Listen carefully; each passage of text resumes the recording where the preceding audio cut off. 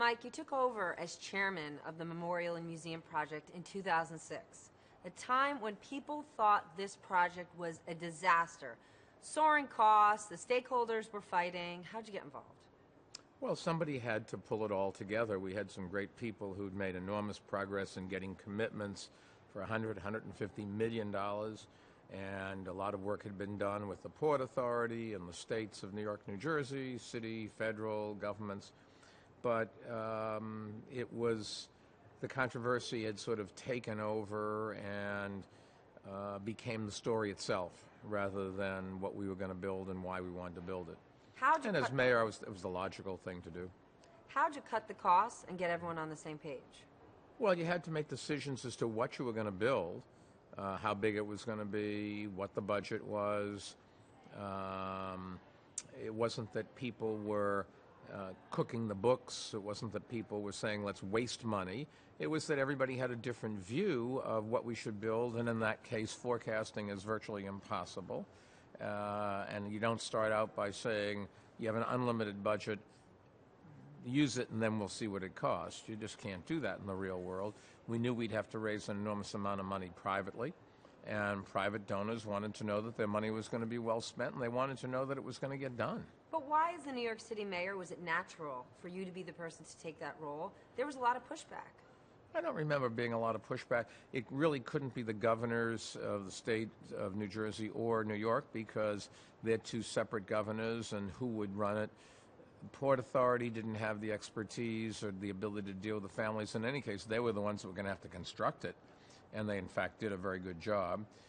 It was time for somebody to deal with the families, deal with the Fourth Estate, the press, deal with the insurance companies and private owners. You had to deal with the MTA, who had a railroad, a subway running through it. You had to deal with the Port Authority that had path tubes running under it. There was federal interest and state interest, and the artistic community was involved, and then every religion wanted to be represented. And you need somebody to say, look, guys, we can't all do everything. We can't include every idea. We can't, in fact, come up with a plan that's going to please everybody. That's just not the real world. We have a democracy. We want to listen to everybody, but then somebody's got to make a decision, and decisions are made by executives. And how has your relationship with the families been in the last several years? Rudy Giuliani is the New York City mayor synonymous with the 9/11 recovery. Have you gotten a tremendous amount of pushback? And today, what feedback are you getting? There's a handful of people, half a dozen families, that think everything that we've done is wrong, although I'm not so sure that they've ever proposed anything that they thought would be better. But the vast bulk of stakeholders on the family side think that what we've done has been the right thing to do.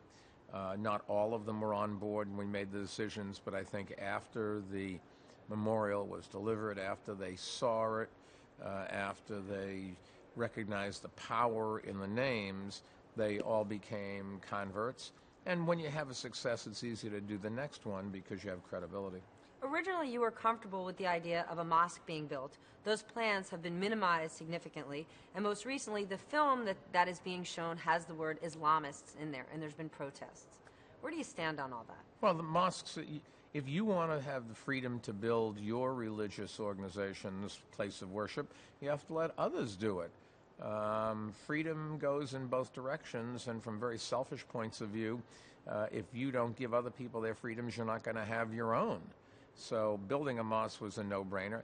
In fact, it never got built. There was never enough money for it. And even in those days, there were mosques closer to ground zero than the one that was proposed. It just became something that became an ability to sell newspapers and fill inches and minutes on television and radio and print journalism. In terms of the film itself, first thing the museum has to do is to be true to history. And the second thing it has to do is to make sure that it's accurate and doesn't ascribe motives or interest to a billion people that happen to believe in one religion when only a handful, a dozen or 24 people did something that was disgraceful and tragic and despicable. It's also true that those people who committed the terrorism on 9/11 did so with some kind of a twisted view of jihad and their religion. They said so on the tape recorders from the airplane. This is not nobody's making this up. That's what they said, and history has an obligation to tell the truth, whatever it is, not to decide what things should be in a history book, but everything has to be in a history book, or you have no credibility. Then what is the most important part of the memorial that you want exhibited? My children are being raised in New York City, but they were not alive when September 11th happened.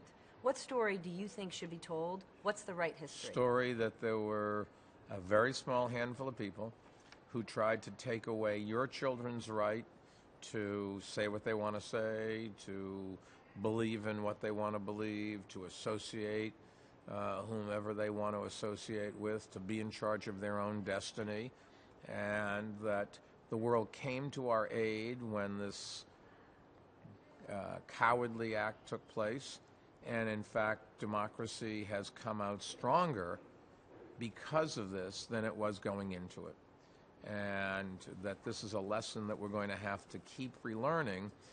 Somebody said that if you don't remember history, you're doomed to repeat it. I think that's clearly true here, and we live in a world, because of much better communications and social media, terrorists in many senses have an easier route to go than they did before, because they can find out things and can communicate and can get information, and so the challenges of society are greater than they've ever been. Then for you as mayor post 9/11, did the attack affect the decisions you made, how you governed the city, knowing that there was now a game plan, a route map for those who would want to follow in their footsteps? It only changed what we had to do, in the sense that we devoted 1,000 police officers to intelligence and counterterrorism activities. It only made a difference in the sense that we put more police in places for security issues where we didn't have them before. But you have to be careful and not let that make people afraid to go out in the streets, and make people afraid to express themselves, make people afraid to pick art that some people don't like and they find and may even find offensive. You have to make sure that you attract people and convince them that they have the opportunity to be in charge of their own destiny, to build an economy. You have to make sure that that they are sure that they're safe. Today, there's double the number of people living in Lower Manhattan than there were back then. Back then, there were 6 hotels. We're about to, by the end of this year, I think, we'll have 30 hotels downtown. How did you get David Koch and Jon Stewart on the same page when it comes to this memorial project? I don't think they live on the same planet. Well, that's not true. Both express their views. David Koch, George Soros, Jon Stewart, Michael Bloomberg. These are people who stand up and say what they believe. When you look at George Soros, Jon Stewart, David Koch, and yourself all participating and supporting this memorial, is it probably a good idea then? Is it individuals who also represent the American dream? Well, I think it's a question of what you mean the American dream, but I think those people are all people who've been successful, and if you go and take a look who gave the money for the 9/11 Memorial and Museum, there's 700,000-800,000 different people. Most of them do not have the visibility or the net worth of these, but they are just as generous in their own ways. They all wanted to be part of this. They wanted to be able to, down the road, say, I helped make that possible, and they did. But people didn't want to give money because they were afraid this was going to be an endless project that was a black hole. Well, how'd you cork that? There was John Whitehead, who's a great American, a great New Yorker, raised $150 million. And it's true that people hadn't sent in checks yet, but that was because there was chaos, and the director of the museum memorial, who quit after that, said, oh, this is not going to work, and left an organization rudderless and without hope, and that's why somebody had to step in and do it. But this was a good idea from day one, and the only issue was how big, what was the design, how you were going to raise the money, but not were you going to do this. From the day I took it over, that was not an issue. I remember the day, the first thing I did is I wrote a big check and made sure I sent the check, and then I started calling the people who had been on that list of making commitments. First one was to Ken Chenault, American Express, and I think that day we got a check from him. And that just snowballed after that. Once a few people were doing it with all these things, once a few do, everybody says, oh, it's going to work, and they get on board. And that's what leadership is all about. And Chenault and American Express were certainly leaders, and there's lots of others as well. World War II Memorial took 40 years to get done. Would you say this was speedy? I think history will show that given the complexity of the construction process, given the complexity of the governmental process. Remember, this is a Port Authority project on Port Authority land, which is owned by the state of New York and the state of New Jersey, and I think during the 10 years, there were a total of 9 different governors between New York and New Jersey, each one who wanted to make sure that they had a say, and rightly so. We had questions about who owned what. We had questions about insurance, what was covered. There were lawsuits. There were 2 functioning railroads that went through the site that couldn't be stopped. They were dealing with the families and making sure we were respectful and trying to recover to the extent humanly possible any remains and identify those to make sure that we could understand going through a recession, how we also could make sure there was economic activity down in this area, because you have to have a economy for those left behind. And I think when you pull all that together and you write the book, it's going to be a test case, and the conclusion will be it was really quite amazing. Anything as complex as this from every point of view has ever been done that I know of in this short a period of time. But more importantly than the time, because it doesn't make any difference if we went back and it was late. It's a question of, did we do the right thing in the right way, and did we do it safely? Not with the exception of 3 firefighters who were killed at a nearby building off the site, the Deutsche Bank building, when it was being demolished. Not one fatality on the site. Not one in one of the most complex, tight construction projects ever done.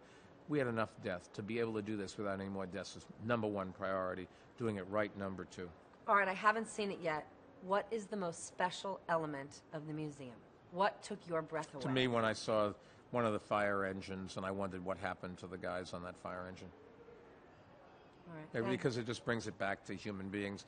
I didn't know very many people who died. Christopher, his husband, was running the Port Authority, the site at the time, the World Trade Center site. One of my employees, 3 of my employees who I didn't really know, young people, died. The son of a guy I worked with died. There's a handful of others, but that's what brings it to, this is all about people and ideas and freedoms, and it's the freedoms for those who are left behind. And I always think we owe to the deceased to make sure that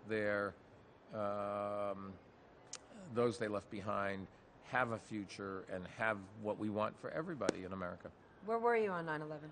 My campaign headquarters. It was voting day, an election that was later canceled during the day and rescheduled 3 weeks later. But walked with a reporter, Michael Daly, from where I voted on 82nd Street down to my campaign headquarters on 56th Street. And I was there reading a newspaper, having a cup of coffee, because there's nothing to do. You'd already finished campaigning. And somebody said, oh, look, they had television on. They said, look, a small plane hit the World Trade Center. And you could see a gash right across the whole building. I said, that was not a small plane. Right away, did you know it was attack, or did you think it was an accident? No, of course not. Nobody knew it was attack. Absolutely inconceivable. 20 minutes later, when the second plane went in, of course everybody knew. Now, maybe somebody said, oh, what was a plane doing at that level? But it could have been a malfunction, or who knows what it could have been. And the tragedy of the event, I don't think you stop to think about how, why, it was what, and how we get those people out of that building. But by as soon as the second plane took place, it was not a surprise that there was the Pentagon in Shanksville as well. It was obviously a concerted, coordinated attack on freedom.